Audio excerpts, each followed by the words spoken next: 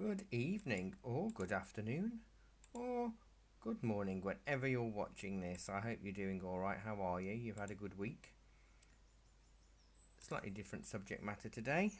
Don't know if my light's on too bright. Let me see if I can dull it down so you can see the lighting. Now, don't be confused about the blue stuff. I've actually put a bit of masking fluid on the really light spots that you can see on there. You can leave it out if you don't want to. If you don't want to use it, but I've used the drawing gun pen. Is available on our Shop Happy page if you're not due in town. And as usual, I have drawn the lemon. May not use it, but I think it would be good to add because it is reflected in the jug, and it just makes it more of a still life.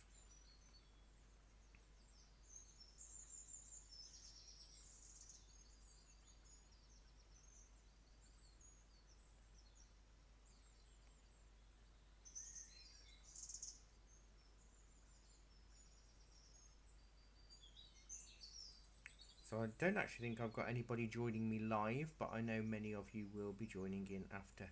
I have drawn in much of the shapes and shading, almost.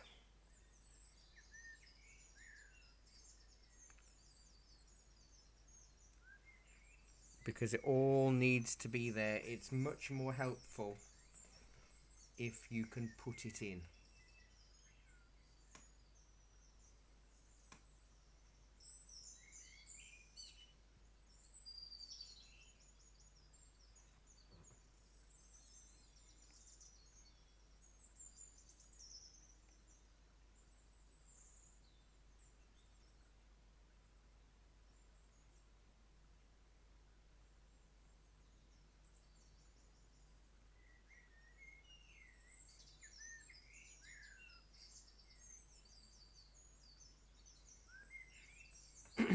So everything's sketched, including the background. Now, it's a really interesting one when you're painting metal, and I will discuss it all with you, obviously.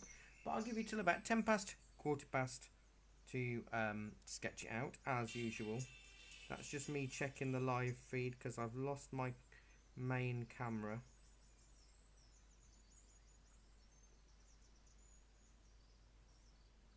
So I'll just quickly look again to see where we're at, and just in case anybody is joining. I'd hate to be rude.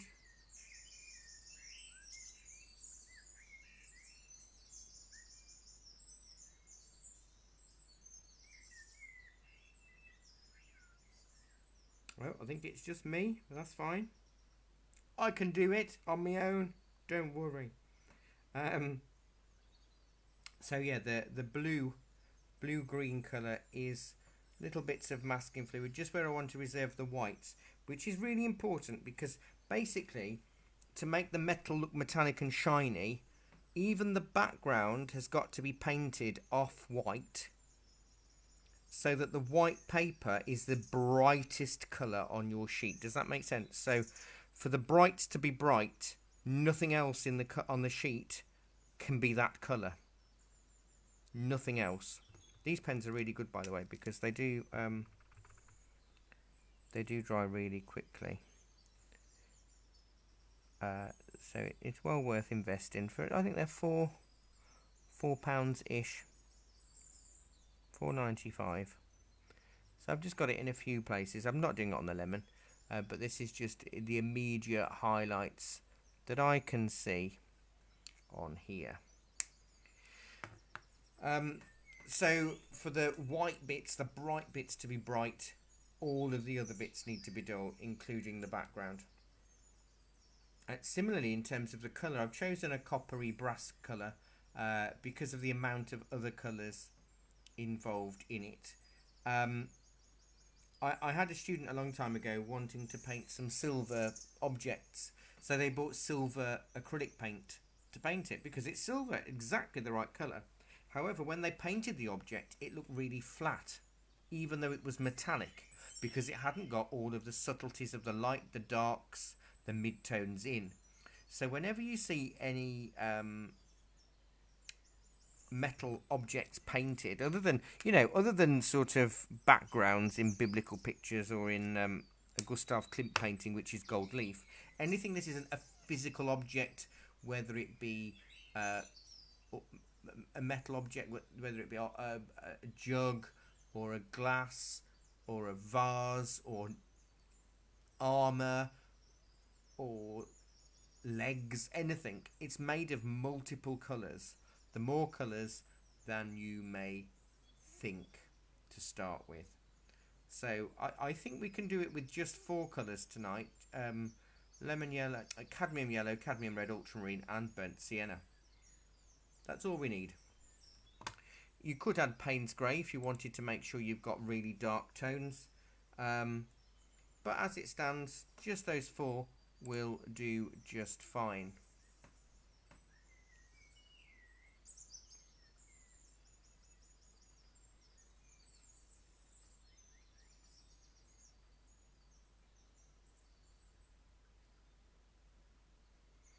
So you've still got about 10 minutes to sketch. So you can see I have sketched the missed out the background line there where the shadow is, goes through. I've also sketched the shadow of the jug and of the lemon. I think that's quite important to the object because we know we've got a light source.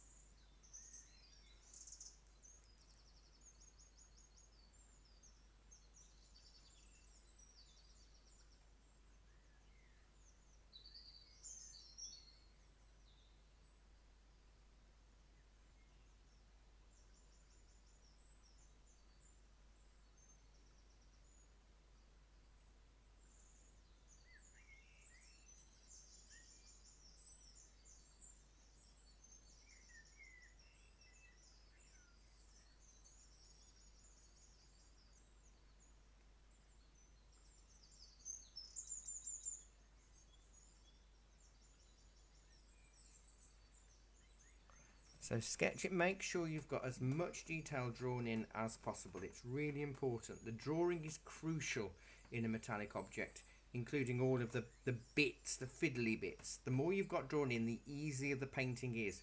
Believe me, much, much easier.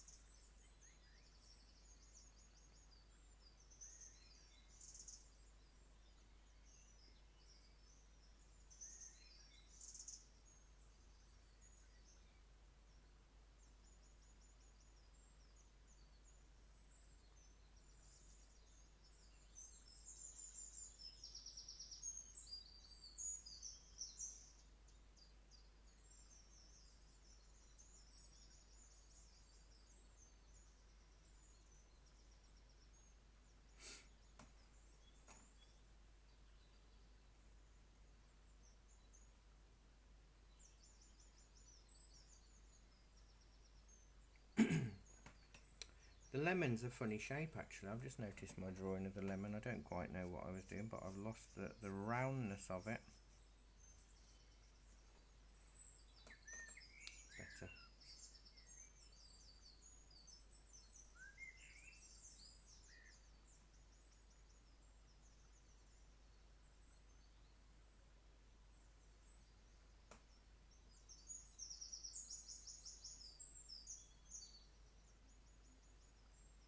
yeah, so we're nearly done.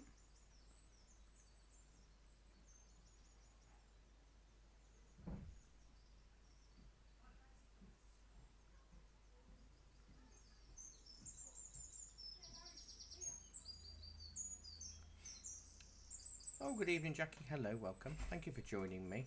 I won't be on my own now. I've done it quite big. It actually fills the page. The lemon is fully on the page, but I need. Oh, hang on. Let me just see if I can move the camera down a little bit. I didn't plan this out very well. Almost, but I can move the camera around, so don't worry.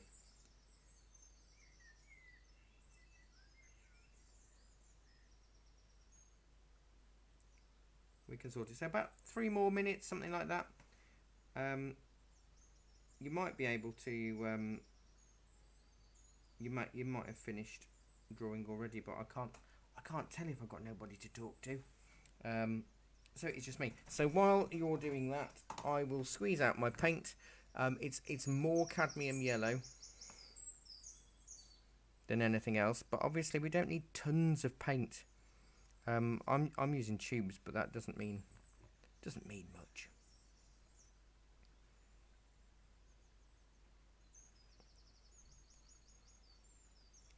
It's all gonna start. It's amazing how many colours you need when you're painting a metal object. It really is. With silver, you can do it with just ultramarine, burnt sienna, and maybe Payne's grey. But you could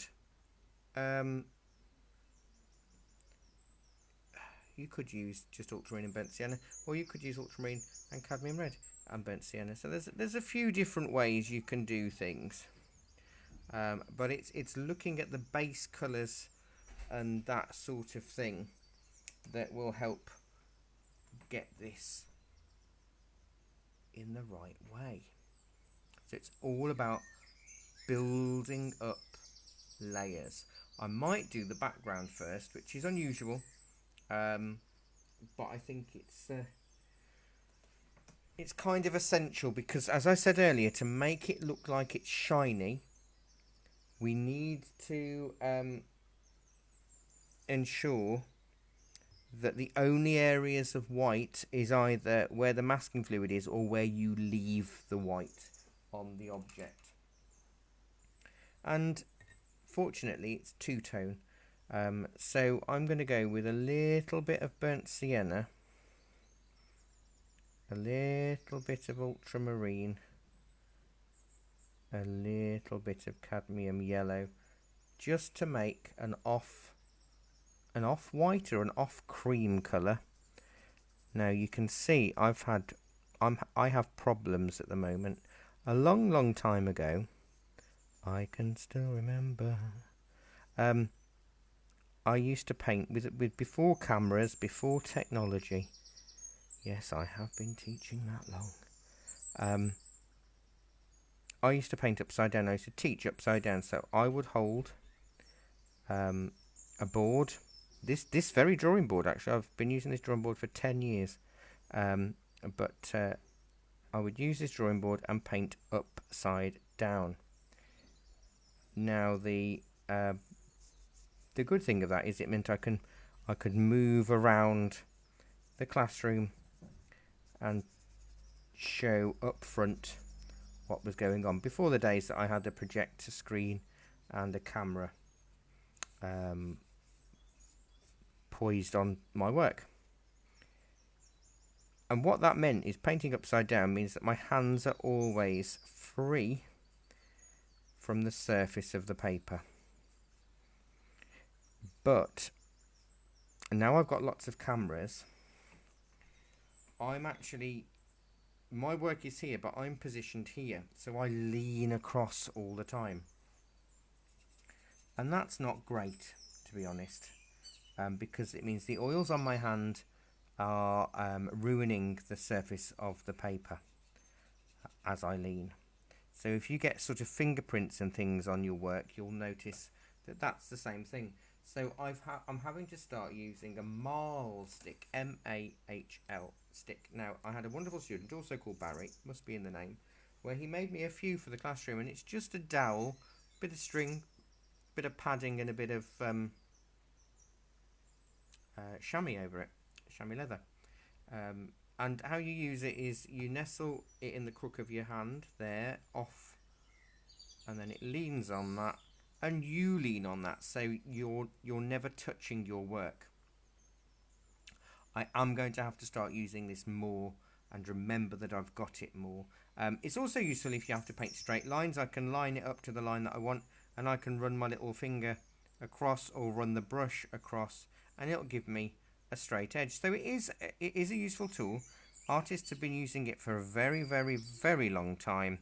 Some have hooks on the edge if they work on canvases, because it's very hard to have a surface that also has an area for that. So this is my pale cream. You'll hardly notice it, and that's what I want. I want it hardly noticeable. I'm going to go with a slightly stronger colour for the floor now, the tabletop, which is going to be burnt sienna, a little bit of cadmium red. I mean, it doesn't matter. I don't need to match this colour up at all, to be honest. But I'm going to try, just for the fun of it. I don't want to make it too much like the brass either, though, so I've got to be a bit careful. So as long as it's a bit darker. Now I'm trying not to go over any part of the jug.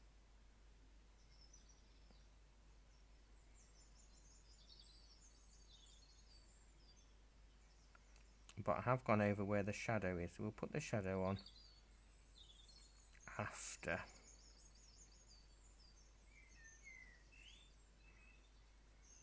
This is the bit where you always have to hope that you've got enough on your brush. So I'm using my squirrel brush, which thankfully does hold a lot of paint.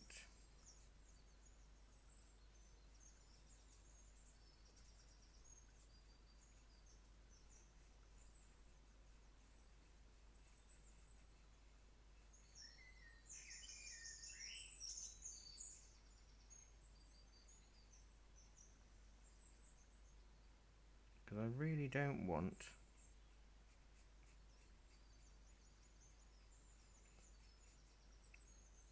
an issue with cauliflowers. If I can help it, I want a fairly flat background. But it's quite warm up here today, unusually. You know, since we put the carpet tiles down, it's a lot warmer in this classroom. I could almost just come in my slippers. Right.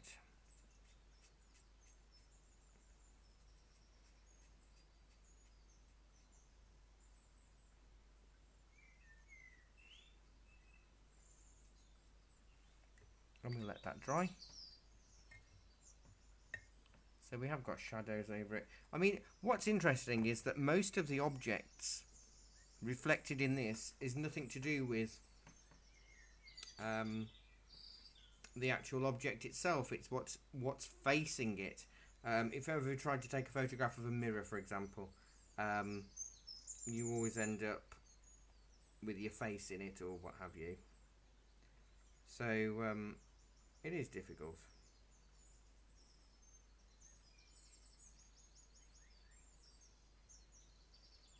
But it does make it more interesting and more exciting.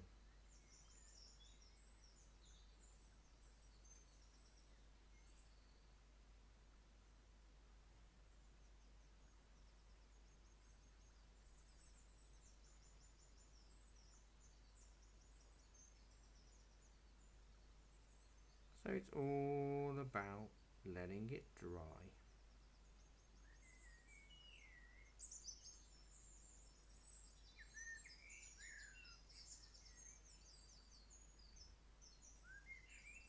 And then we'll build up the layers slowly. Forget about the lemon for now, but we will build up the layers of the object first, because the lemon doesn't look very lemony, does it, in the photograph, because it's an evening glow. It's more of a orange, an orange lemon. But that's alright, we can cope with that. It's all about observational. You see, what you do is you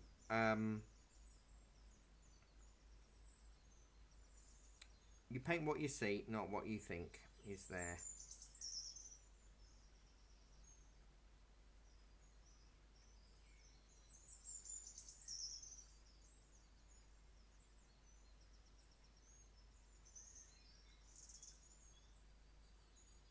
And that's exactly what we're going to do. That's what will make it look more more realistic.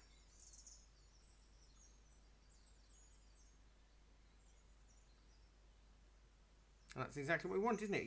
If you're painting something as a still life, you want it to look real.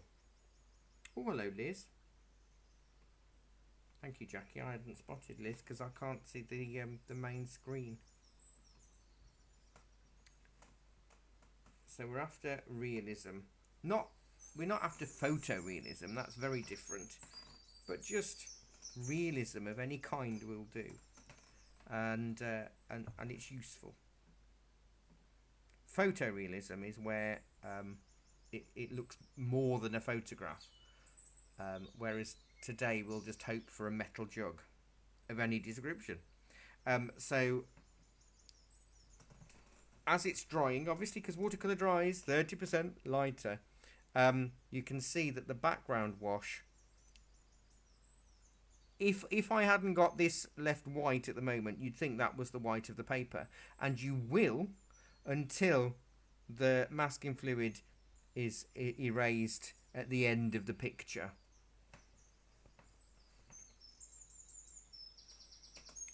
But I just need it to dry a little bit. We might have to do the lemon and the orange glow first, because that's actually paler than the rest of the image.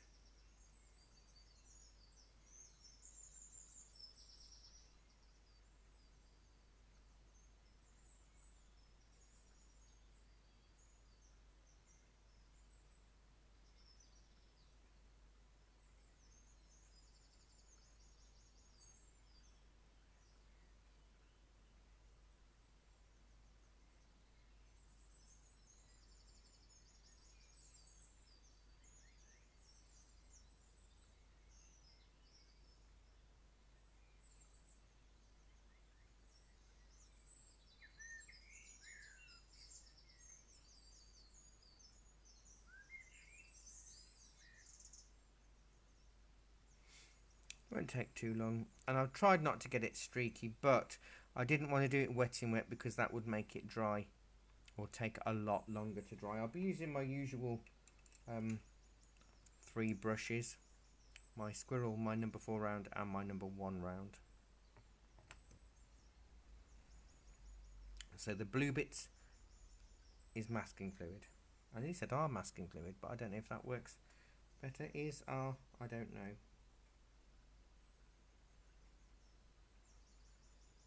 Nearly dry.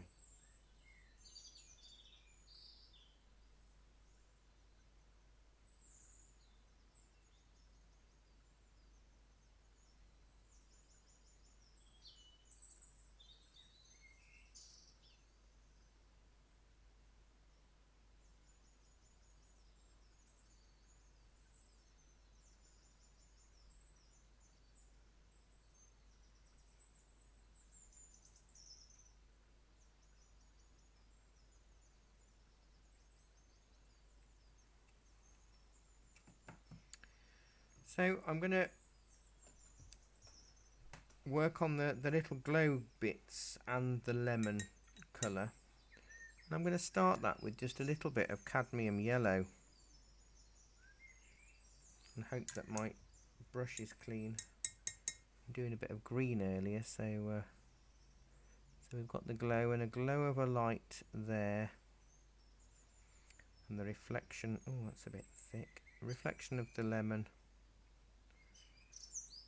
And the shadow, because don't forget this is a mirror image we're seeing, so the shadow of the lemon is behind, but in the reflection the shadow of the lemon is in front. Now while these 2 light sources are glowing and damp, I'm going to add a little bit of cadmium red to make a nice bright orange. Now, because cadmium yellow is an orange based yellow and cadmium red is an orange based red, we should get quite a nice orange mix, and I'm just going to put that around the edge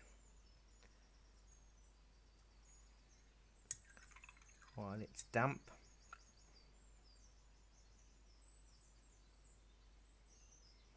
And I'm also going to use that for the shading on the lemon.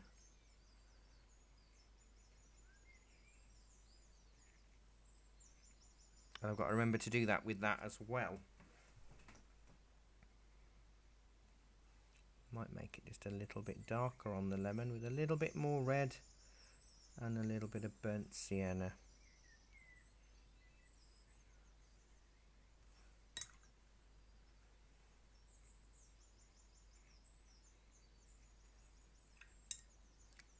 A little bit weird doing a reflection of an object before we've done the object. You know, I think we are going to have to do the object. We are going to have to do the lemon while we've got the colours mixed, because we might not get the chance again with a clean tile. So just let's put a nice wash of cad yellow all over it.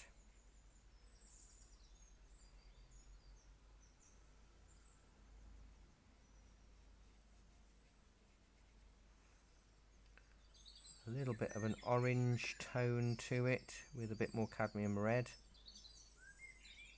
Well, let's move that down. I didn't realise my tile was off the screen. No one told me.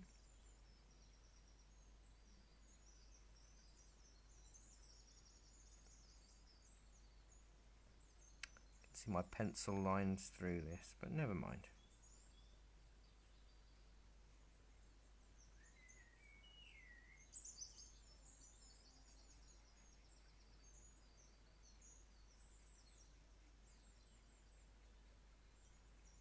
Probably will go a little bit darker as well, maybe just a little bit of cad red and burnt sienna. See how it looks right on that edge. Oh, I need a bit of brown to dull it down, I think. A bit of ultramarine to dull it down, because otherwise it's going to be a bit too red. So this is all damp. It's almost like doing a wet in wet sky, to be honest.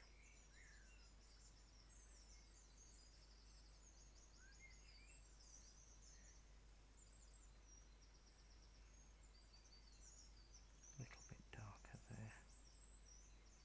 Let it all merge in.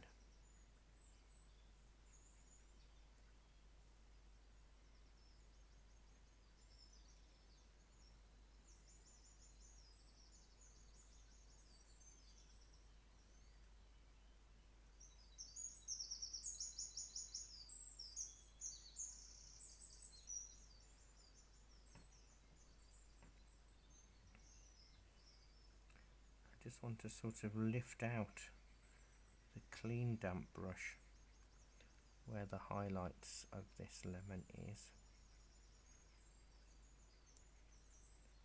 and sort of just drop on a bit of dappled stronger yellow just to give it the texture that lemons have.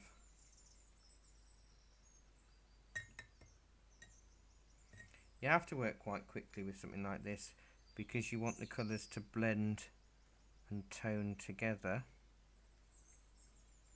So I've gone almost back to white paper there, but it won't be as white as where the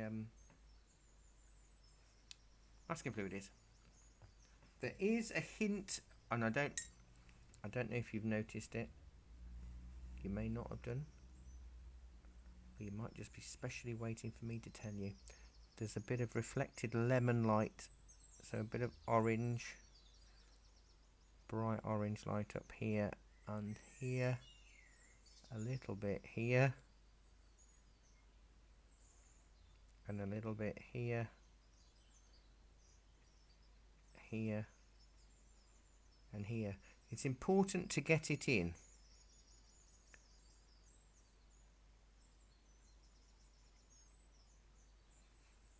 because that's what it is. As we said, we're trying to make it be as we see it, not what we think we see. And that really needs to dry. My lemon is soggy. I have a soggy lemon.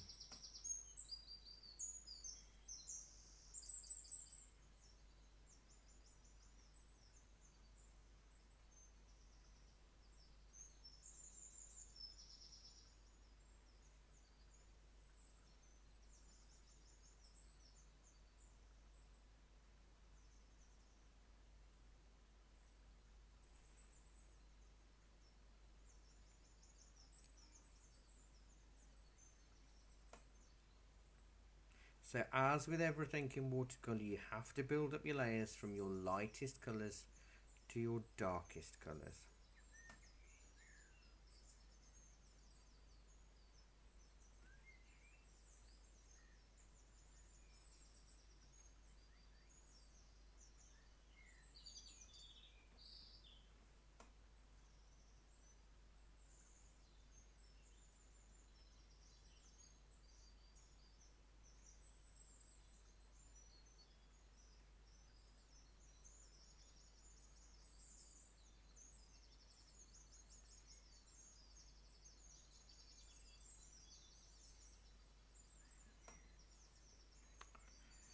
So I've really got a soggy lemon here, but the texture of the watercolour paper works quite nicely.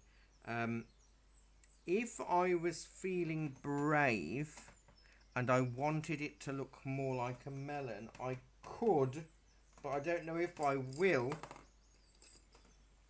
spatter a little bit of water on it to give it a bit of texture, and I don't know if it'll work or not. I don't want to go mad with the water, but as it's starting to dry, it might just do it.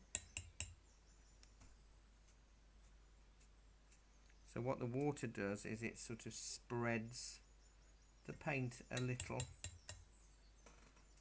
but you can only do it while it's damp rather than when it's wet. Oh, it's given me a bit of texture. I'll go with that. I'll go with that, and I'll let it dry. I might get the hairdryer on it actually, because it's really soggy. This is all dry.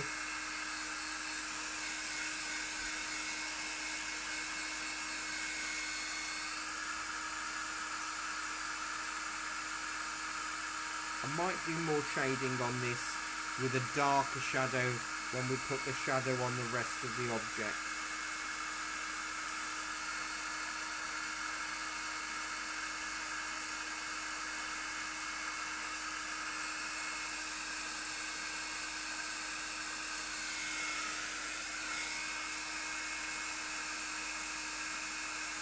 I don't want to put the hairdryer on the masking fluid, as what can happen is it can bake the masking fluid onto the surface of the paper, so it tears the paper when it comes to be lifted off.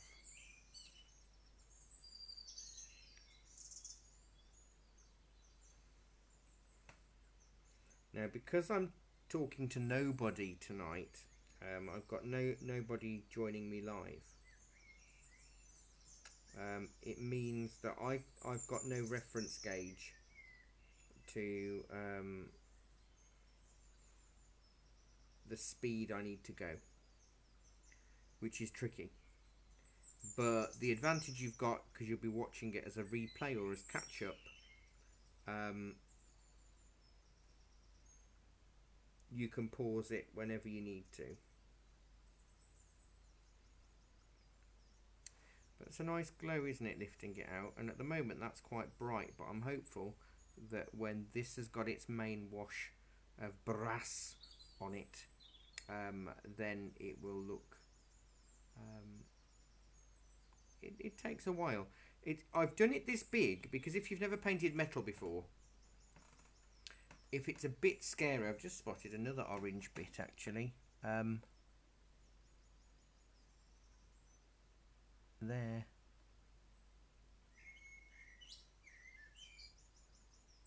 And here. If you've never painted it before, sometimes, and it happens with drawing, If it's a bit tricky, you do it really tiny because you don't know if it's going to be any good, and you don't want to be you don't want to do it too big. But when you do something really tiny, you actually make yourself more work than you need to have because you're adding far more detail than you need to. So if you did it really, really big, then you've actually got no detail at all. It's the same as if you watch a lot of or see a lot of portraits. They're always 2 to 3 times the size of a normal face. And the reason for that is because an eyelash, for example, if you were doing it that big, is almost impossible to get a line thin enough. Whereas if you're doing an eye that's as big as my hand, an eyelash can be done with quite a thick brush. So it makes a difference. Always go bigger. If you find something that's a bit scary and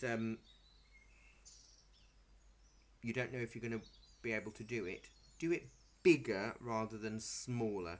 And by doing that, you should make a huge difference in your work. Honestly, I promise. I've just spotted. You know, the more I'm sitting back looking at the screen, the more I can see a little bit more orange there. Yes. I think that's it for the... Oh, hang on, no, there's a bit here. Blinking heck. There. Right, I really need to let that dry, but obviously it's integral to the lemon. We can't put it on afterwards. There is a little bit of masking fluid to the left of that line. I don't know if camera 2 is going to be able to shed much light on anything. Maybe that lemon. Nearly had a bit of my leg then. Good job I'm wearing an apron. So you can see the shadow sketched out there and everything else. Let me go back to the lemon.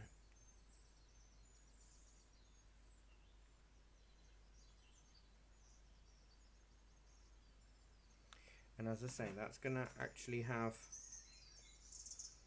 more darks into it and as a shadow when we make a shadow colour towards the end, which will be a sort of purpley colour. There's often things on objects with reflected light. You might have heard of reflected light, and even though the light is coming from that way, the light is bouncing off the wall back onto that. So even though this is technically darker, it's got this light bouncing back, especially on a metal object. So this wall bounces back, which is where I've got that line of masking fluid or drawing gum, whatever you want to call it.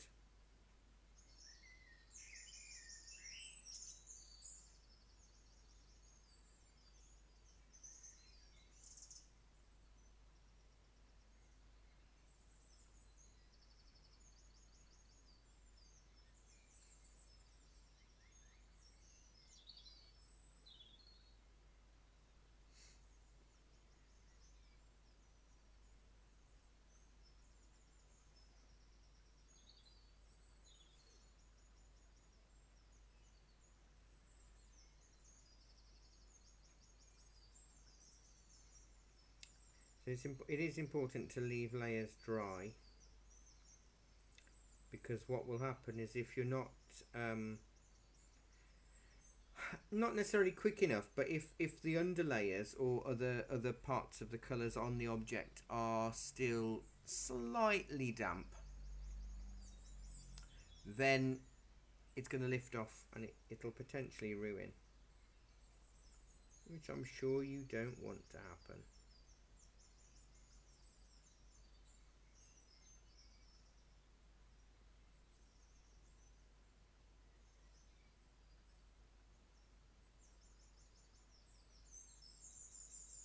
So we've got to now look at stages. It's already 20 to 8, but we've done quite a lot.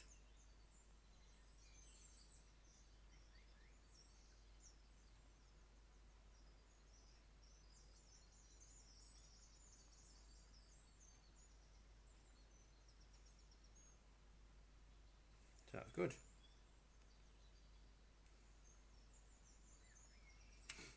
Right, so we need to look. We've got the glowy orangey colour, but now we need to look at the lightest brass colour. And you can see that on the lower part because it's reflecting the surface, the tabletop. Because this light here is the photographer, and those are his flashlights as well. So this line that I've sketched in is actually the table that's closest to the guy that's, or person that's taking the photograph. So this bit is light and up here is light, but what we're going to do is do it all, the whole thing in the colour, in that one colour, and then we can shade over the top of it. So now we need to work out just how to get this colour. So it's very yellow, a little bit of cadmium red I can see in there, and maybe just a tad burnt sienna, but it is a lot more yellow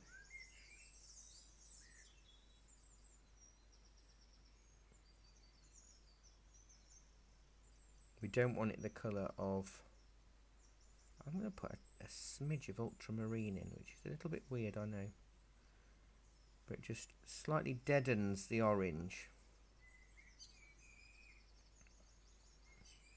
Well, that's almost exactly the same colour, isn't it? Let's go with a bit more brown and a little bit of blue and a lot of water. Now obviously I can go right over the masking fluid. I need a decent edge.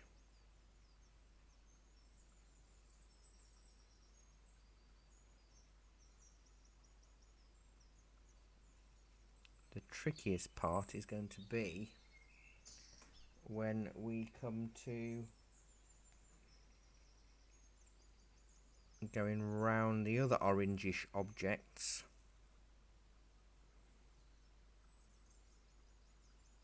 I've inadvertently made exactly the same colour.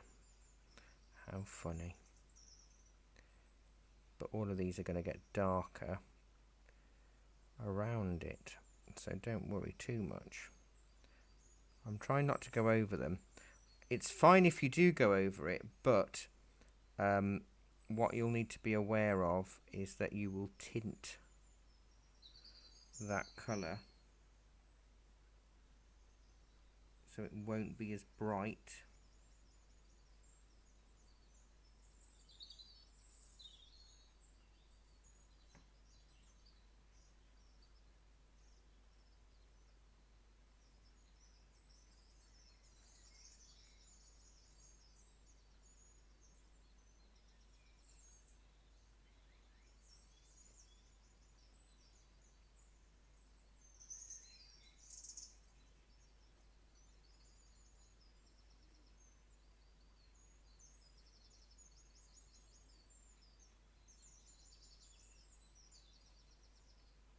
I'm just a little bit quiet just because I need to concentrate going around these shapes.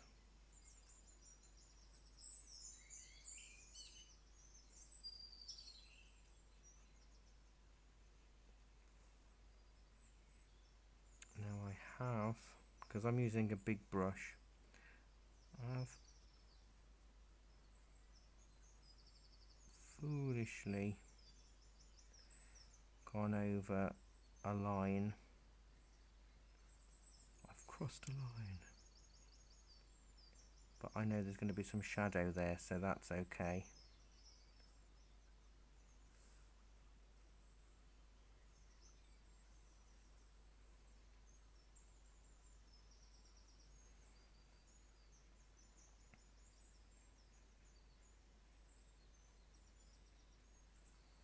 So we've got our first colour in, but while that's damp we're going to do the same thing, and I want to just lift out that line slightly around the edge of that masking fluid area, a little bit off this section,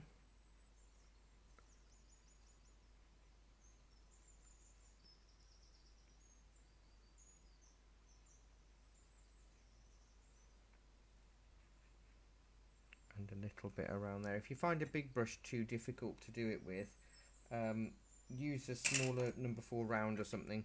Keep it a little bit damp, but that will help lift colours off an object.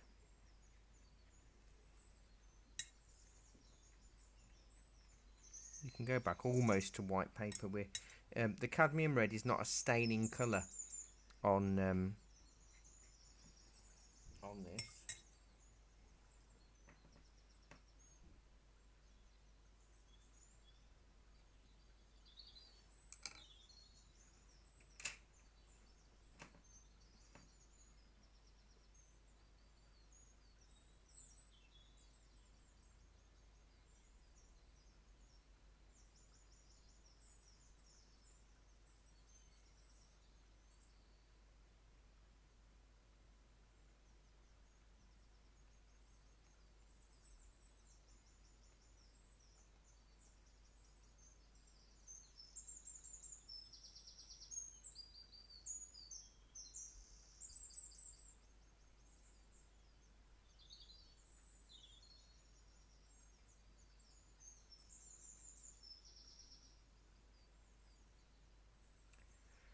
So we need to let that dry.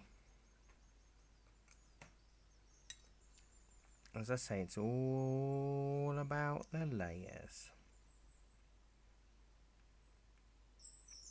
Still not going to take any masking fluid off yet.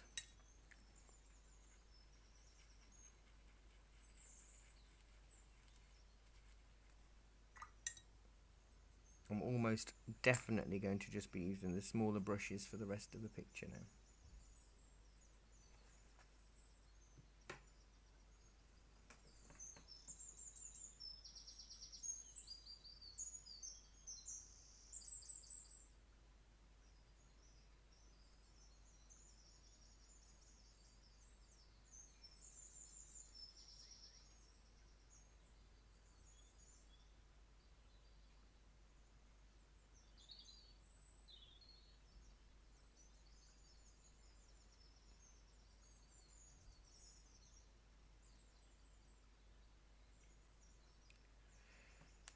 It's hard not to get cauliflowers on something like this, but it should be alright. We should be okay.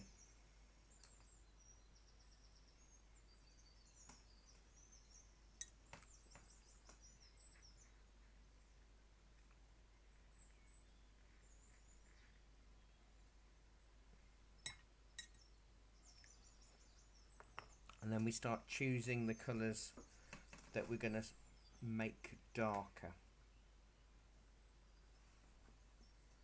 And build it up that way. Ignoring the shadow colours, which is going to be more of a purple grey.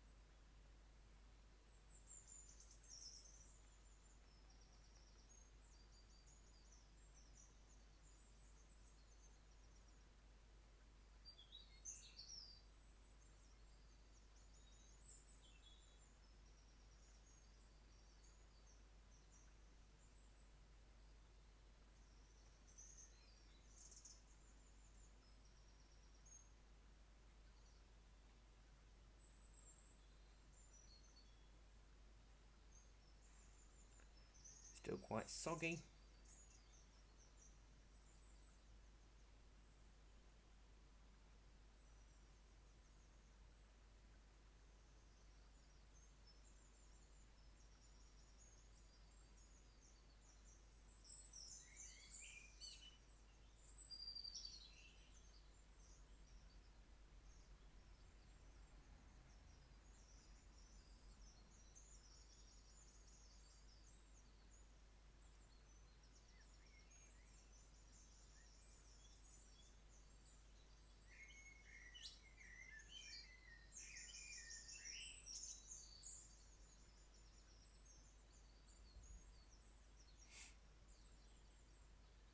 So as I say, we need this layer to dry before we build up the next.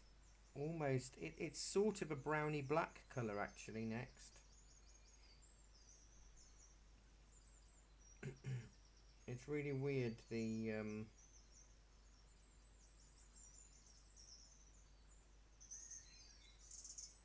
configuration of the colours.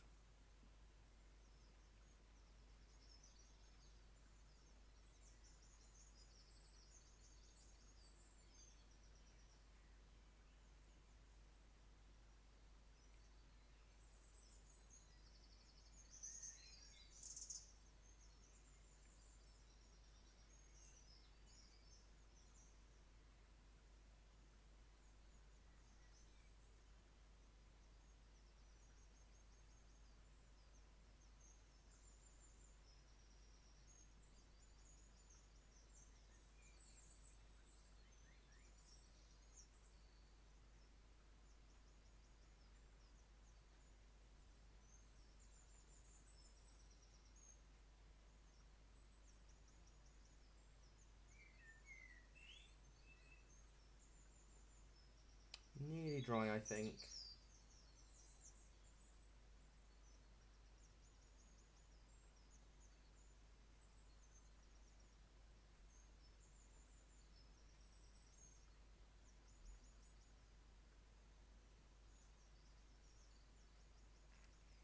So while it's drying, I'm going to, you can, nearly dry. A bit more, quite a lot of burnt sienna and a little bit of ultramarine. So you can see it's this sort of browny colour, browny beige colour. And this is where you have to start doing and drawing and painting exactly what you can see. But we'll start with a little bit more water. And even though it's going to be darker than this in places, I'm still going to keep it fairly light. Because what do? Watercolours dry 30% lighter. We know that for a fact.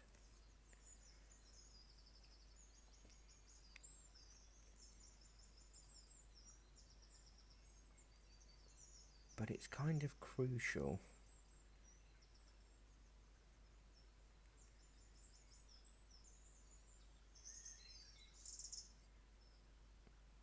to help get this right.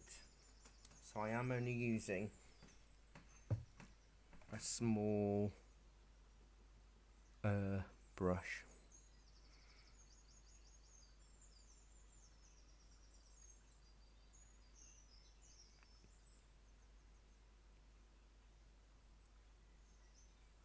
Because if need be, I can soften edges with just a clean version of the brush. But don't forget, we need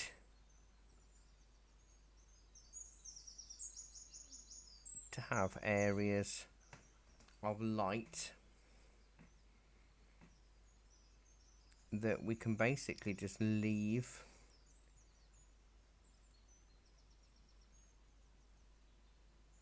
from this colour that we've put on.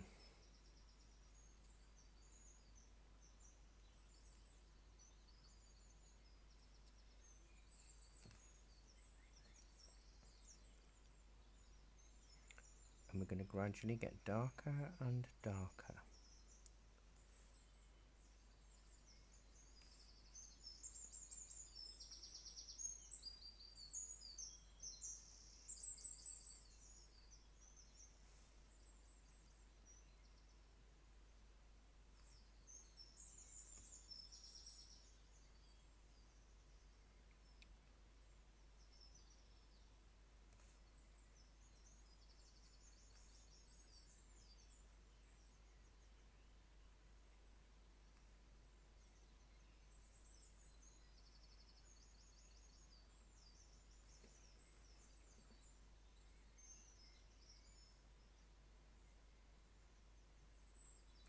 It's quite fiddly when you do metallics, but it can be really rewarding. Now that edge of the jug we don't have to do much with. The bit that we're going to have to start looking at is this area here,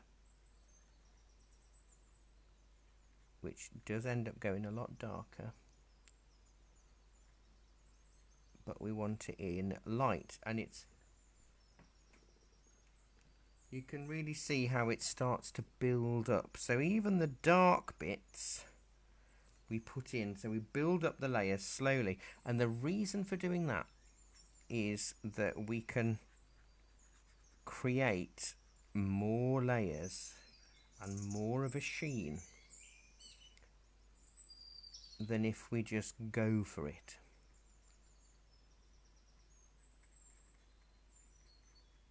You see here there's a bit of dark, this sort of camel colour. So I'll put it in a little bit, like that. Let's get camera 2 out.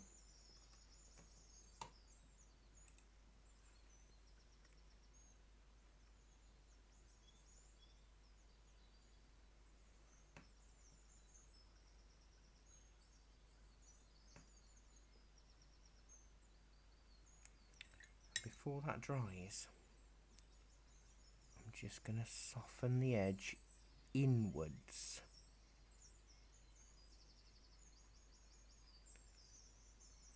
Because that's got more of an edge there.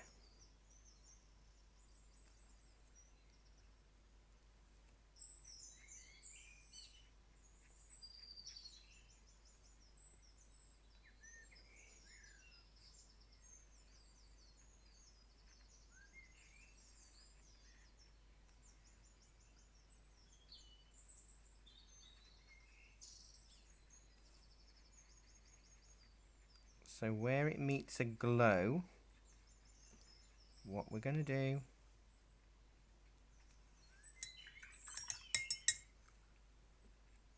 dampen our brush and soften it into the glow. And we're going to keep building it up, because that's what we said we were going to do, and it's the best way to do it.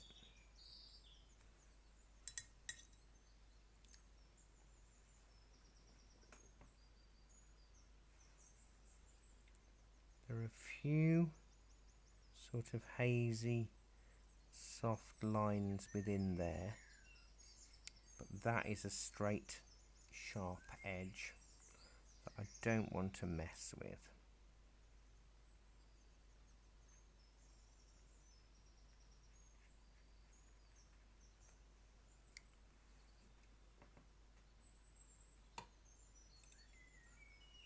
So you can see it's starting to take shape. Might have to get the hairdryer on it though, because I don't want and I've got to be careful with the hairdryer, as I've said, because of the masking fluid. So I'm just going to quickly blast it, because I don't want cauliflowers, you see.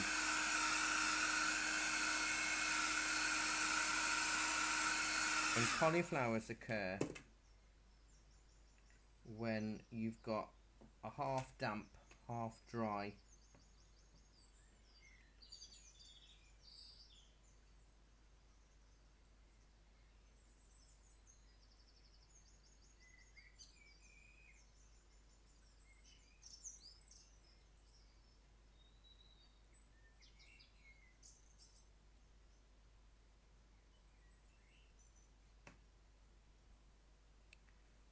so this is going to get darker still. Need to soften that edge with a clean damp brush. The birds have gone quiet, so that tells me we're halfway through. So I'll crack on with the lower part of the jug.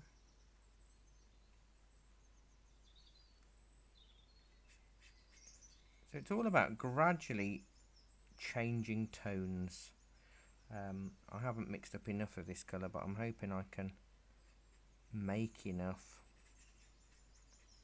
or make a similar colour to go over. In an ideal world, I'd be using a massive brush, but there's always a but, isn't there?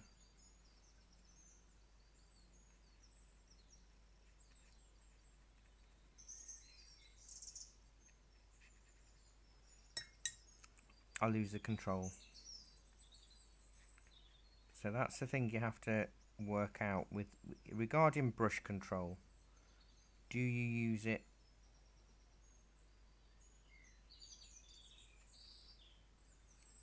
big brush and lose the control,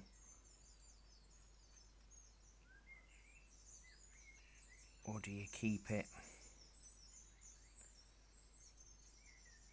and just have to work a little bit more methodically perhaps than you wanted to?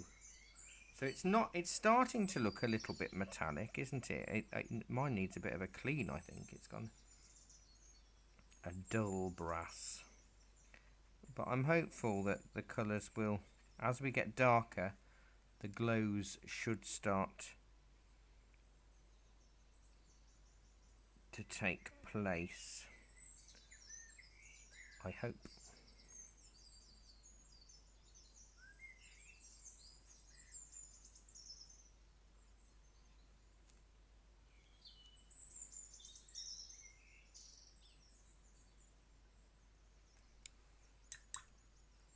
So as I'm looking, I can see that there's a little bit more light here. So I'm just going to lift out the colour. Which is brilliant in watercolour, to be able to do this is wonderful. If this was in another medium,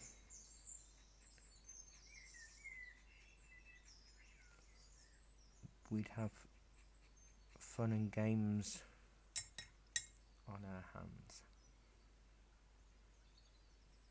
There is a bit of a line that comes up and across there. So basically all I'm doing is painting exactly what I can see in front of me.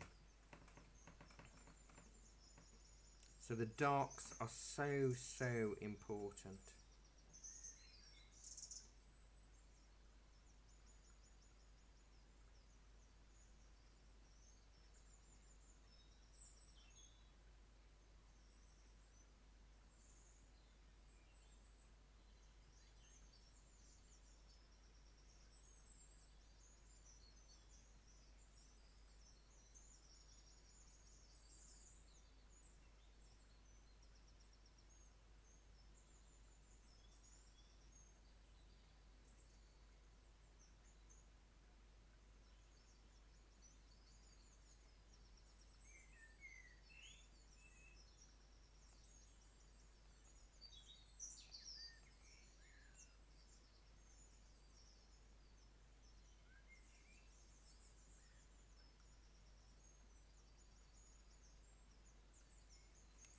So we're getting there slowly, we're building up the tones. So the shadow is the last thing we'll do, but we still need to build up a little bit more. There's a slight amount of light there and a little bit of light there. So don't forget, even though we've got these lights in,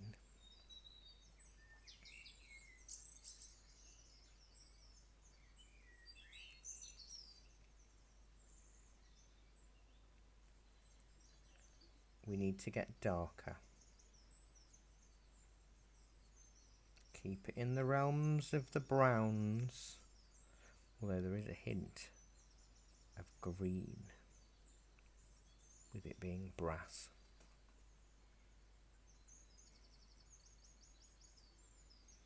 So now I'm starting to think, all right, now where are the dark bits? Now, I don't know if you can see on my brush where I've washed it through, I've got beads of water on the metal ferrule. I'm going to wipe that off, because what I do not want to happen is to start applying a dark colour and for that dark colour to spread because a bead runs off.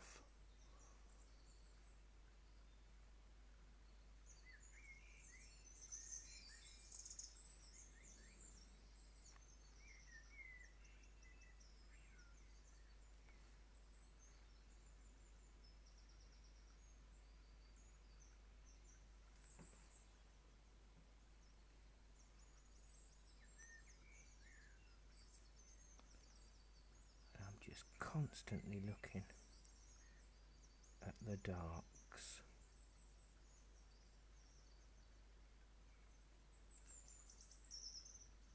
And you can bet your life I haven't made enough. No way will I have.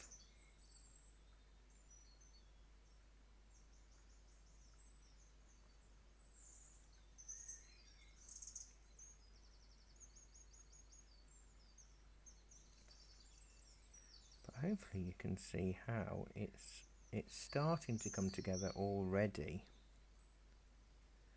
with these extra dark which aren't. Is that in focus? Yes.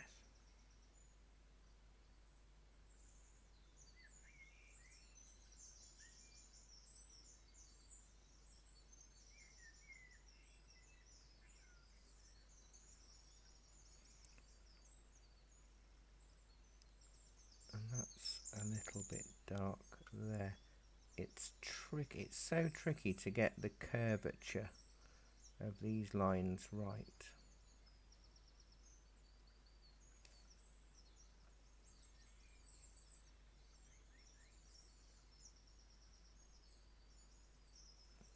But for the darks and the lights to look right, you do need to have it fairly well observed.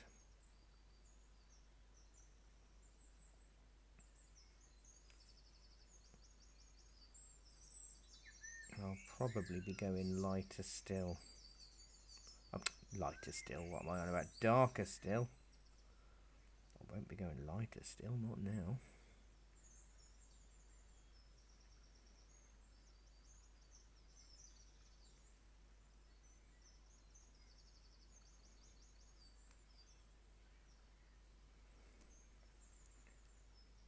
There's a slight line underneath there. I don't know why I whisper when it gets a bit concentrating. It's funny, isn't it? I was doing it the other day as well. I was whispering away. And I thought, why am I whispering? You all need to hear me. Funny, isn't it, what we do? And I'm still whispering now. And I bet you will be too if you're talking to somebody else at the moment.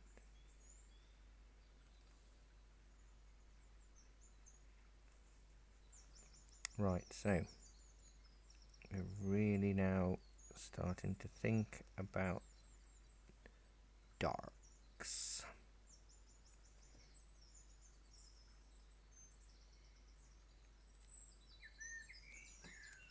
It's amazing the amount of colours that we're having to use though, isn't it? Don't you think?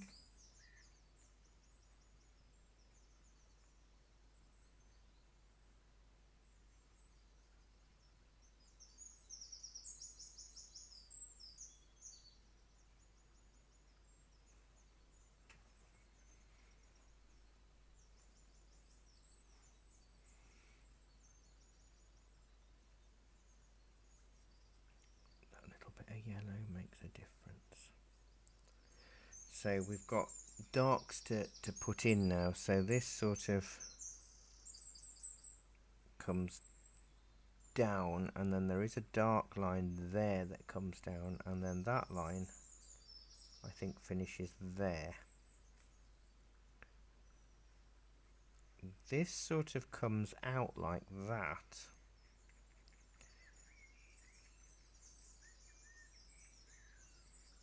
I've deliberately left a bit of a gap there so I can soften it into the glue, and I want to soften this bit as well. Just a clean damp brush. Now my paper keeps drying mega quickly. Not just mega quickly, mega quickly. I worry about myself sometimes.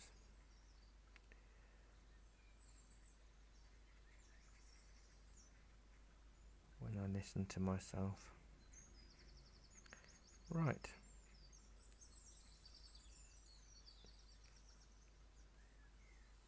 And again, this has to sort of blend into that glow if possible.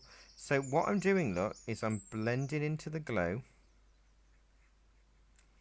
cleaning my brush, blending into the glow.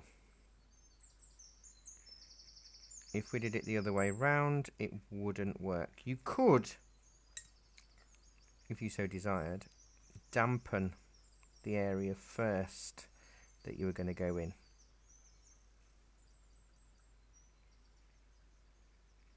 This is almost like a spindle of something.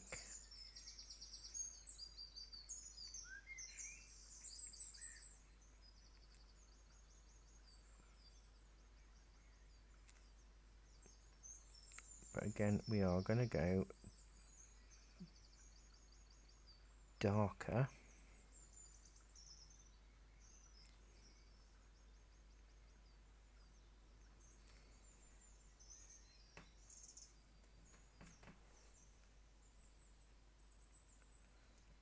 And this is a little darker up here.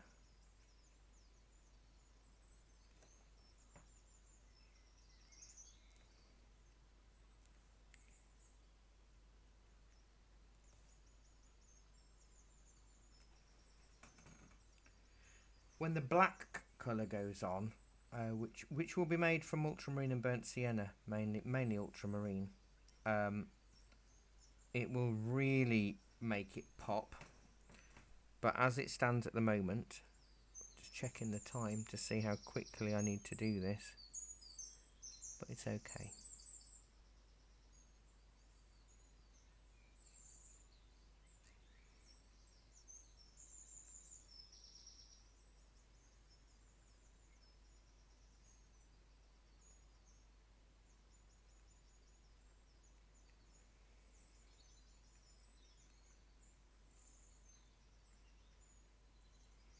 So I'm trying to follow, oh that's wrong, I was going to say I'm trying to follow the lines that I drew, but that's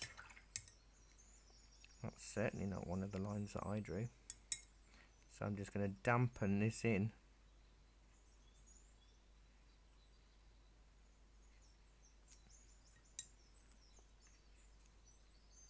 Or if it is a line that I drew, it was wrong. So let me concentrate around this side.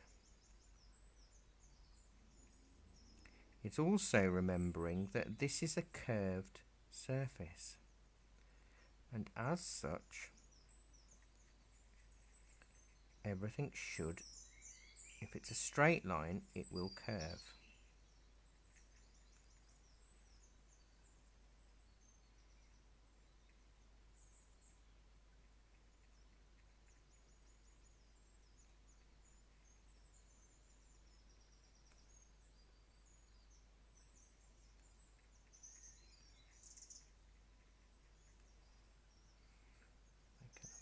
More.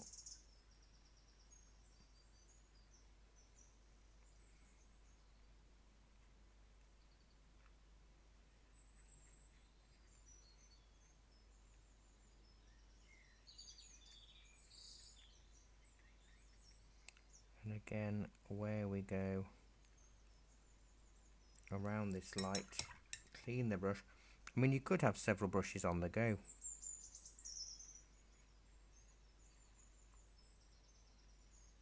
Depends if you're stingy like me or not and just got the one. But you don't want to try for hard edges, you want soft soft edges.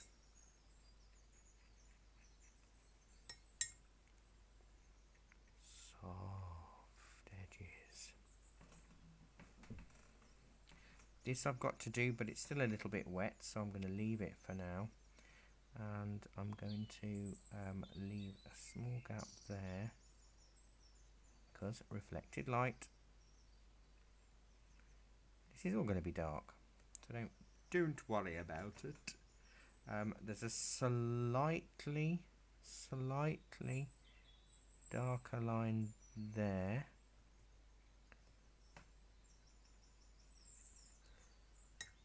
That I'm going to fade away, maybe go with a bit more orange on it, just to give it a little bit of a shine off these orange lights, you see.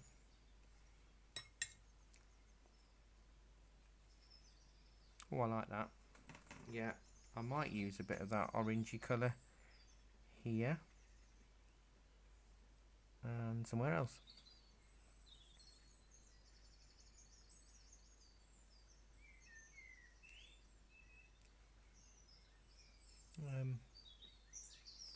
Yeah, maybe up here.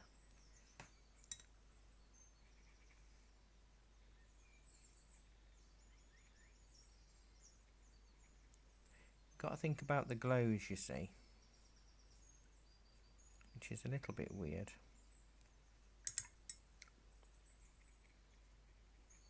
If you've never done anything like this before, it's really weird, isn't it?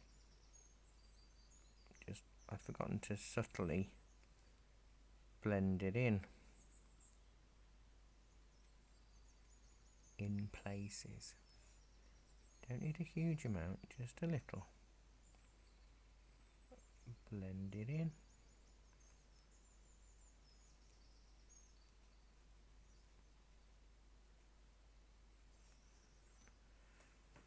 Like so. So it's starting to look okay, isn't it? But as I say, it will be the real darks coming up. I just need to mix a bit more of this colour. I should have just made loads of it, but I didn't. Nice dark undertone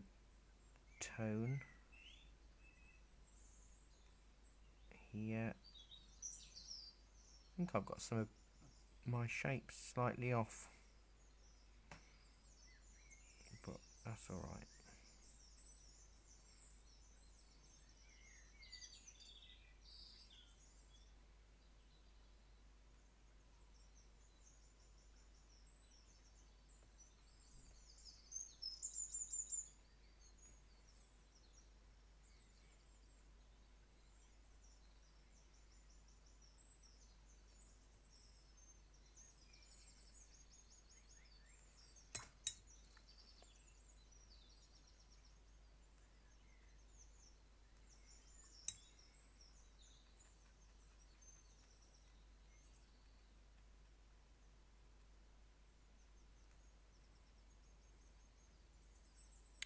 Looking exciting. Now that's dried a little bit, so I should be able to swing that line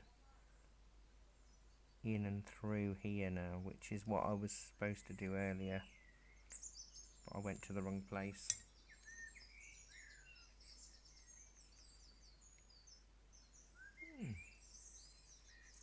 Maybe a little bit dark there.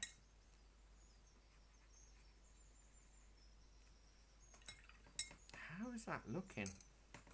It's a bit weird with the blue, isn't it? Because obviously that's going to be white where the blue is. But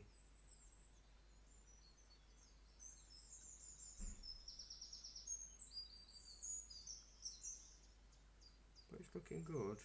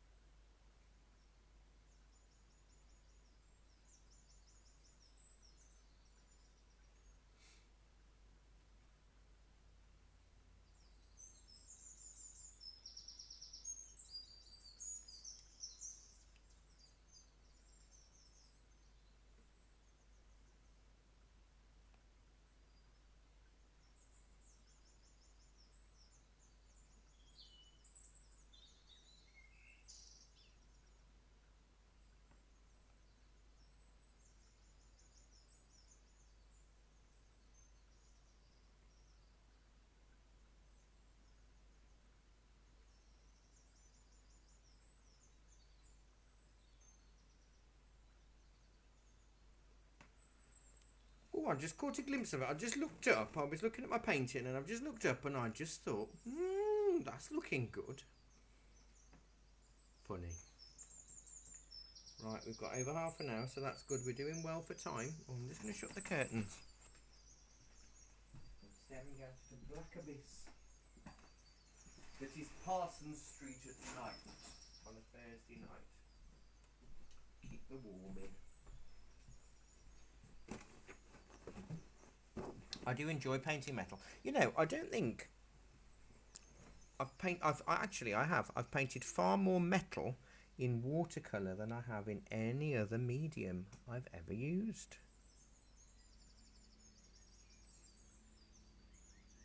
I don't know if that's symbolic of anything in particular, but that's the way it is. Again, I'm just looking for dark shapes and patterns. I'm going to cheat just a fraction and re-point that line up and go a little bit darker here. And the reason why I'm going darker in places is because, you know, I said originally, and by the way, have you spotted this now just looks like white paper, doesn't it? Had you forgotten that we tinted that? So that is actually not white. That is sort of like very pale harvest or an oatmeal colour that we've tinted the paper so that our whites, when we erase them from the masking fluid, are going to stand out. And it's quite important to remember that we did that. I've just spotted two little highlights underneath that rim that aren't full highlights, but I do need to lift them out. There we go. Oh, I do love painting, you know.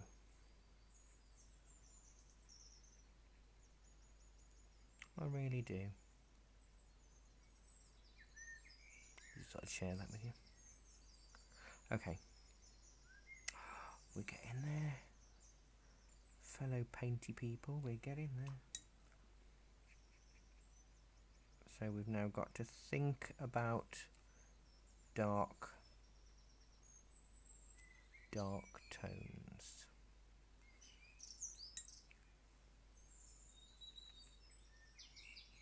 And it's all about reflection, because that's a light there, but because it's curved down and that's curving up, there's just a glimpse of light reflecting off that, and I've just spotted a glimpse there. So what you do is you just lightly dampen and lift off. So you can see with the whole of this, it is very angular and patchy. So close up it looks a bit naff. Oh, my camera's just fallen off the wall, I'm gonna say. Close up it looks a little bit weird. But as you look further away, it's got the sheen that we are after. I do need to soften the edge of this red of the glow.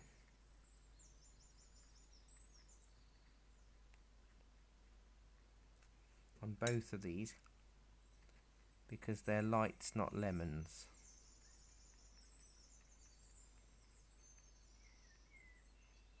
So again, when you're softening edges, you do so with a clean, damp brush, and once you've done a little bit, you go back with a clean, damp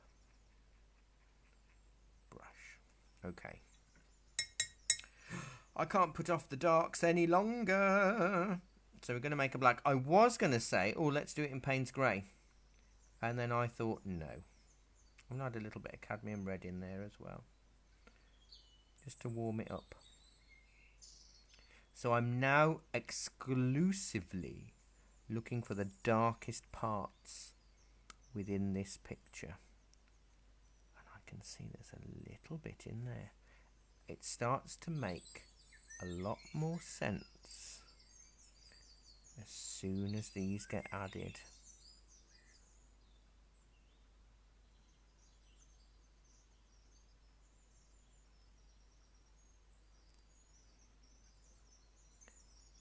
and you wouldn't think it, but it's amazing how our eyes and memory are almost reliant on how we perceive things.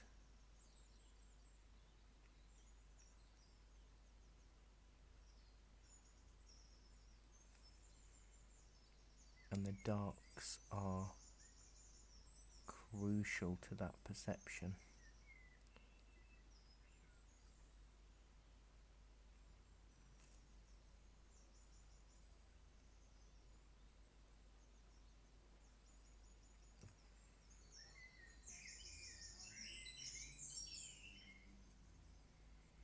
Ultramarine is a really good colour for darks. I mean, this is very similar to the shadow colour that I want to put in.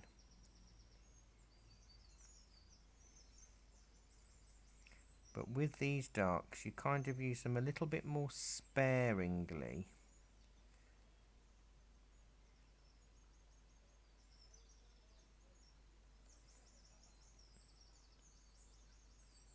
So they keep their impact.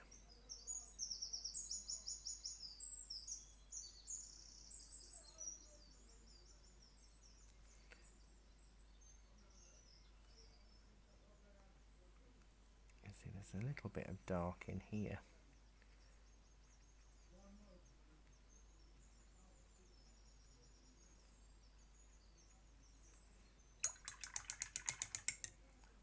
So that's me cleaning the brush so I can soften the edges into the glow. Now I might put a red glaze over some of this.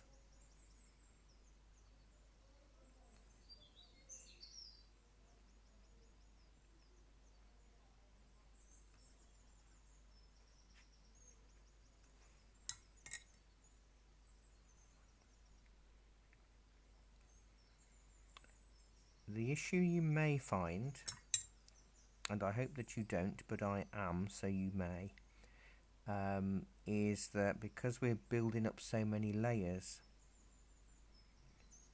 you end up lifting off quite a few bits of colour. I sincerely hope you don't, but if that does happen to you, all you need to do is to not worry about it and just know that you can add more darks as it dries.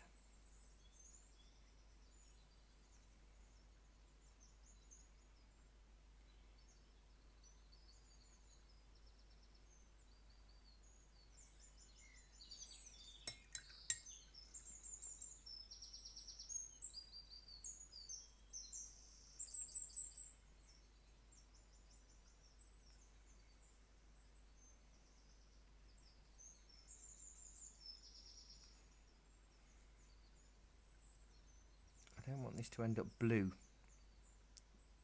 The shadow I don't mind being blue, but the low light, these dark parts, I want to retain the darkness.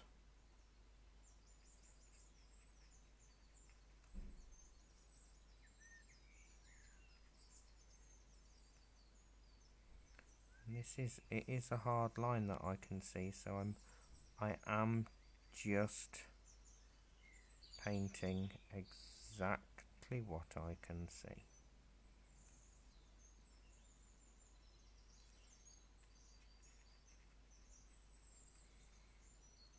And I'm softening edges where I need to.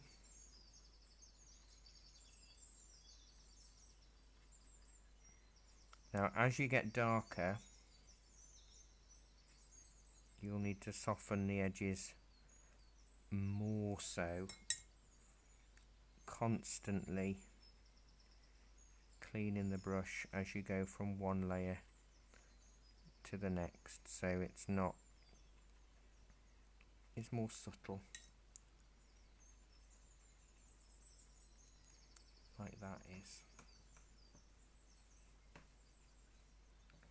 Now there is some slightly darker lines there that I want to darken. I don't want my brush to be soaking wet. Now my brush is a bit too wet there. There's not much I can do about it now because I've done it.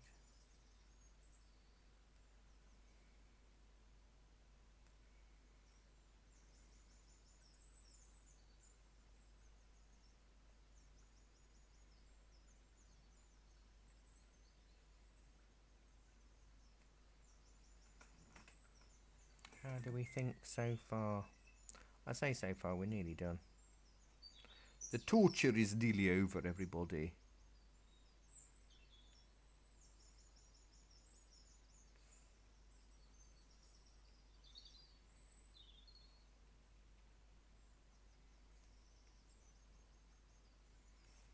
Observation is key in almost everything we do.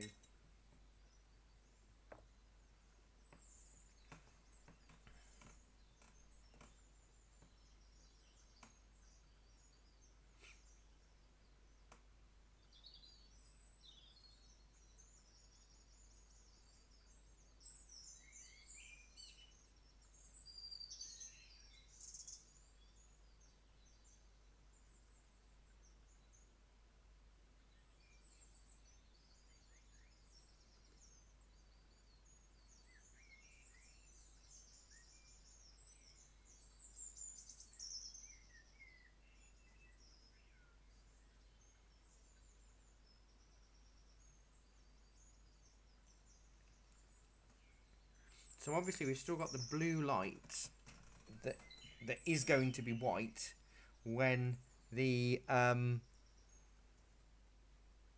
masking fluid is erased. So I just need to go, I'm sort of outlining part of this where the dark parts of the shadow is going to be. I think I still need to make some of the darker areas darker. That's too light to me. I need to give that a very pale wash. So basically what you end up doing is constantly, that needs to be light there because the shadow going to be there. So I'm just lifting it out with a damp brush. Now I want to go a little bit darker here, so I'm just going to use the same colour but with a bit more burnt sienna in just here and blend that upwards and lift out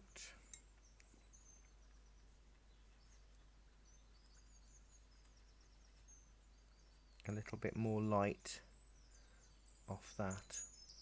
It feels a little bit wonky, this.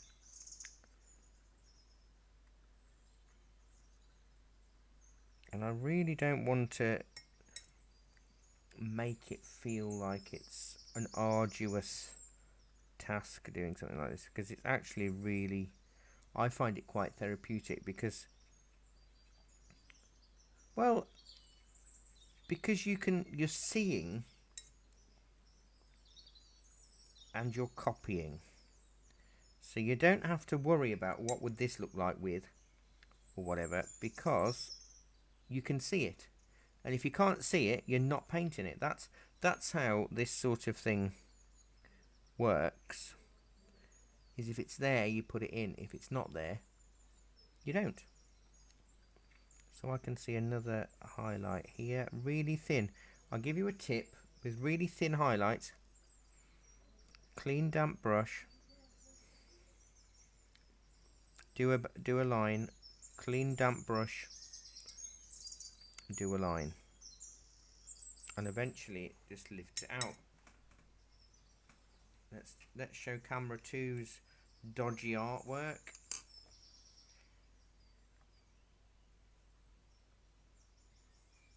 It would help if I could actually work a camera, wouldn't it? so we've got the masking fluid on there, and that will be the last thing rubbed off. I want to do a little bit more shading on the lemon, which I'm going to go with a little bit. I'm going to use this colour that we've used on the brass, but with a bit more burnt sienna in there. And I want to go, there's a hint there, use your finger. I can put it on quite quickly.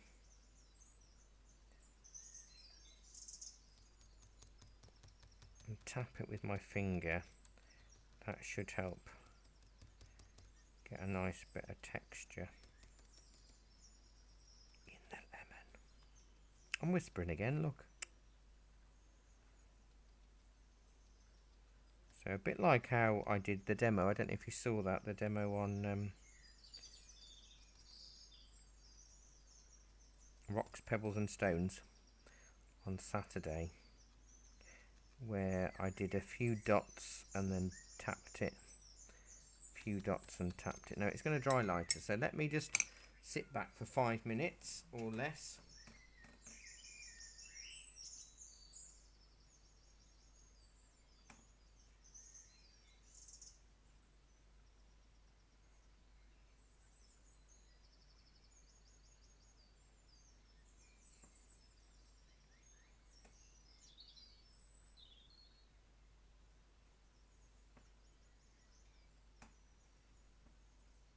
And see how we come with this.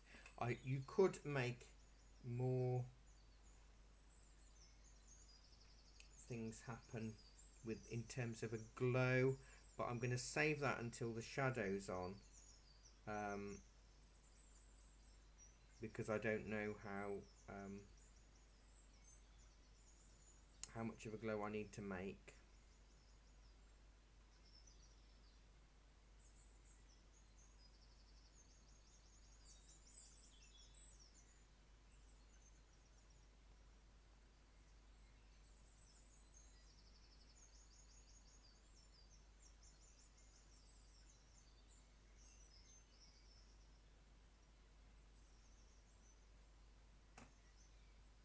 I'm actually really pleased with this so far. It's unlike me.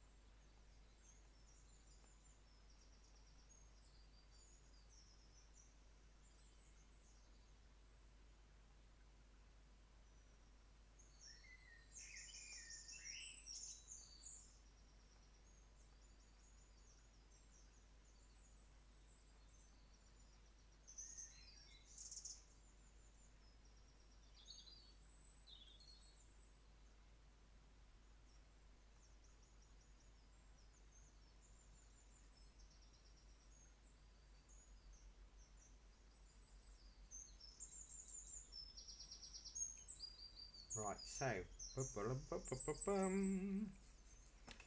hopefully you can see, because I know a few of you were saying that you really love to do still life and that kind of thing, and this is a really good exercise for anyone. I mean, this, I have done this occasionally before now, but never to this sort of extent. Just realised I'm going to have to do the same sort of shadow colour on the reflection. If I've got it here, as above, so below. So it's a really good lesson, this, and it's one that you'll be able to come back to, because we're going to do a harvest seed. Excuse me, I got hiccups. Harvesting with plough fields next month, on the 8th of October. So that'll be nice to get textures and things.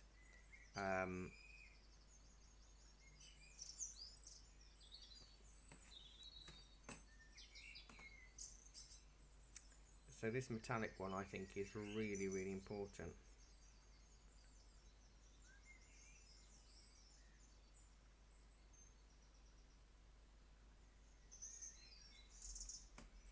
So we've got the shadow area here. Now I might switch back to my bigger brush and do it with that, because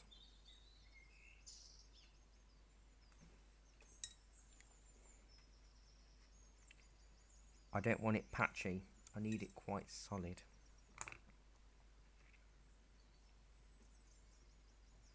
Let's use just that thinner brush. So the shadow, I think, needs to be a little bit more purple.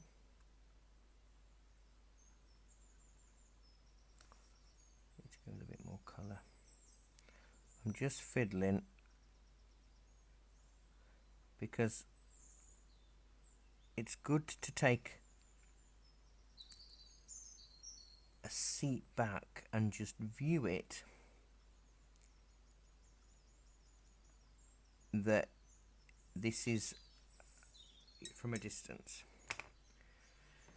because you're so close to it you can't really see. I'm really fortunate in the way that I watch this. I don't know how you watch these lessons, but obviously I'm able to see it from my computer screen, and it shrinks it down so that this big A4 picture right in front of me that I'm a foot away from is smaller than a postcard on my screen over there, and it looks really nice as a postcard size, and it looks like I've got it right. So what should happen is the shadow should bring that forward, and then when I rub out the masking fluid, it should really start to almost pop. And I might need to do a little bit of blending then, but we'll see. Right, so we want ultramarine and cadmium red. You've got two options, but you've still got to do the shadow. You could put a bit of brown in, or you could put a bit of yellow in. The yellow is the complementary opposite, so it will dull it down. The brown will also dull it down. Too much yellow and it will go brown.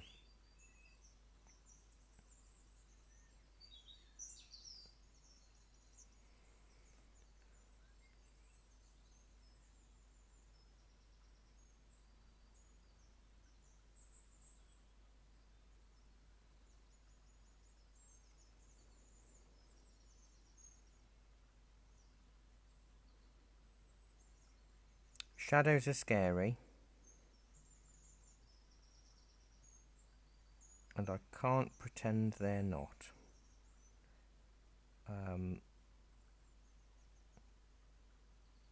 The reason why I'm using the squirrel, you can see I've not had to go back into the paint, but I am just having to be a little bit careful about where the colour is. It holds a lot of paint, you see.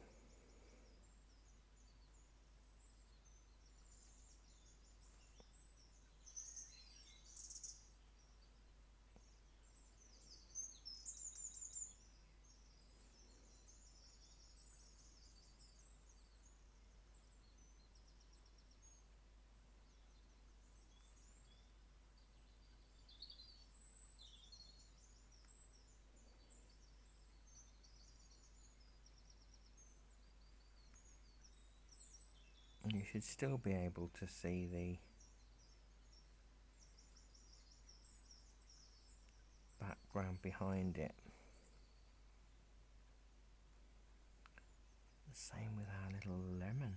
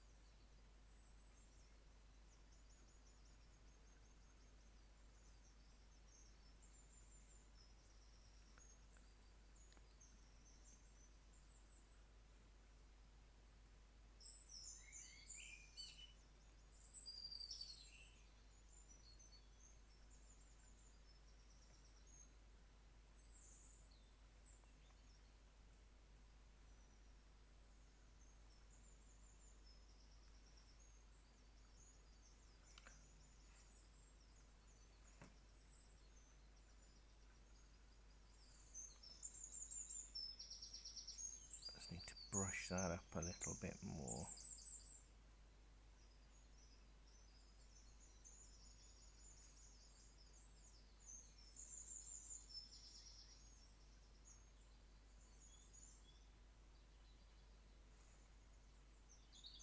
I don't want a cauliflower, so I'm going to quickly blast this, and I might put some of the shadow colour onto the lemon, maybe, and maybe onto this. I'm not sure, but I don't want to make any decisions until it's dry.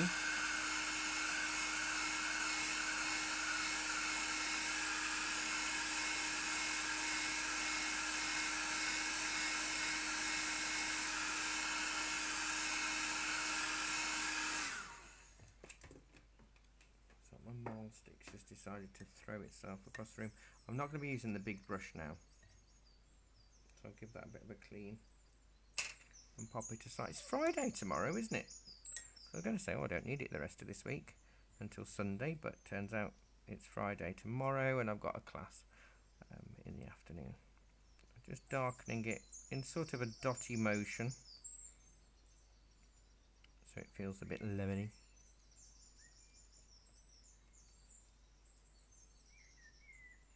Again, I'm not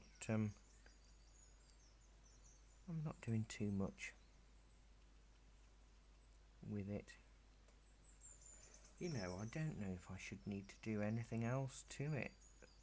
Slightly darker line there, so you can see the floor line through. I might put the floor line in there as well, just so we know.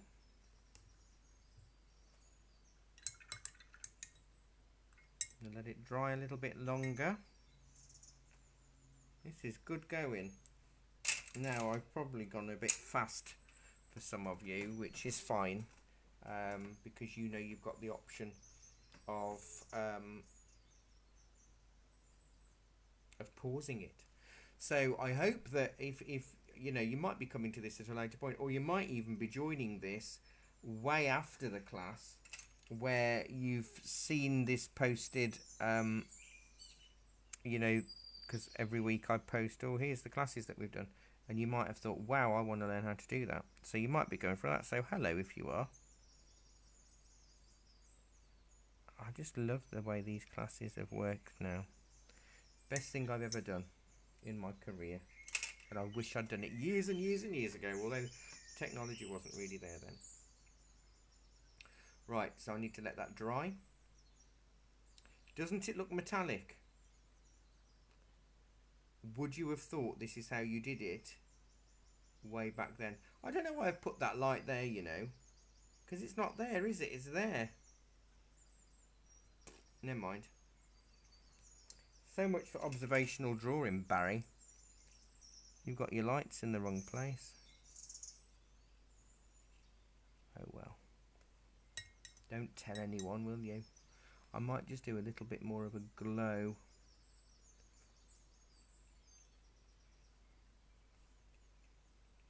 On this.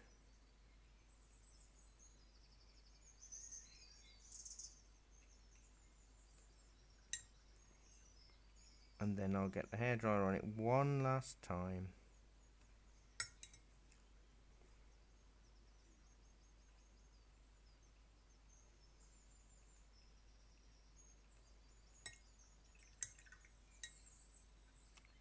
I do like a little bit of this orangey colour, so maybe I'll just tint parts of this so it feels a bit more brassy.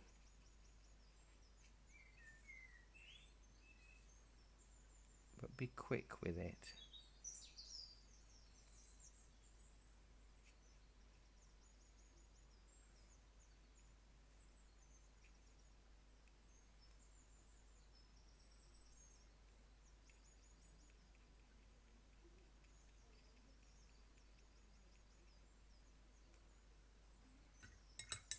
Okay. Oh, this mouse, I'm going to have to find a little spot for this mouse stick because it's doing me head in.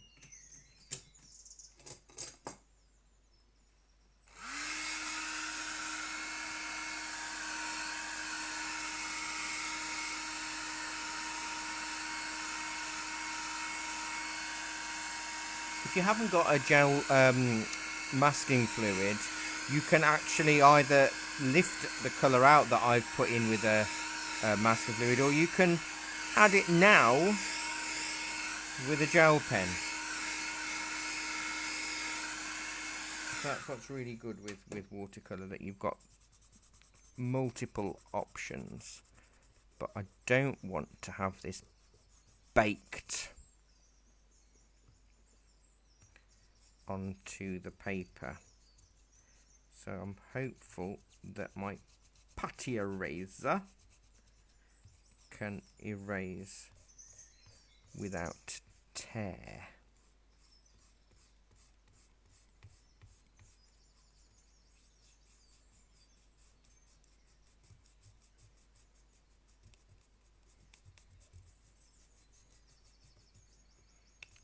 So far, so good.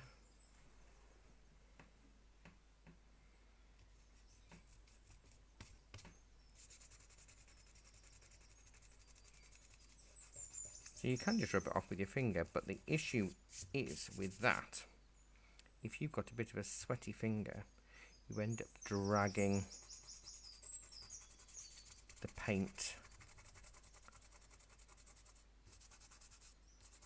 back in. So I'll get the excess off with my finger, and then the fiddly bits with an eraser.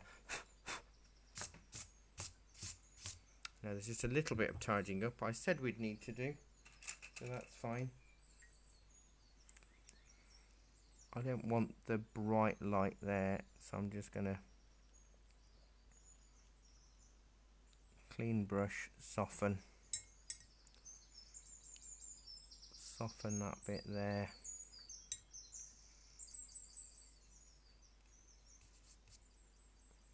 Need to darken that bit there. I need to thin some of it out because it's a little bit too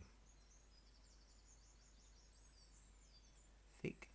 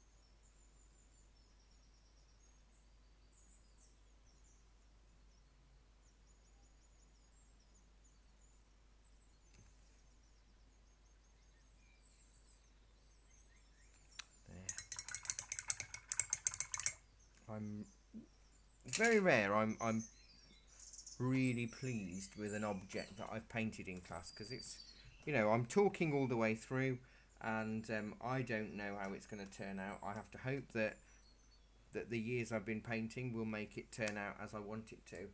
But I'm really pleased with this. It's looking nice. So I am going to stop.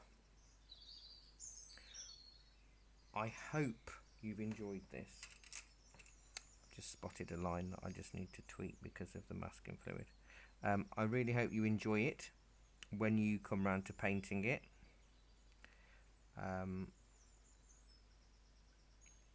It's a really nice subject to do, and I look forward to seeing what you've posted when it comes to the time. So thank you so much for joining me whenever it is that you do.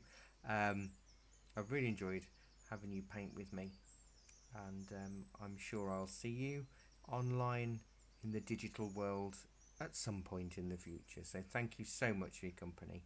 Take care, stay safe, and I'll see you all soon. Bye bye everybody, bye bye.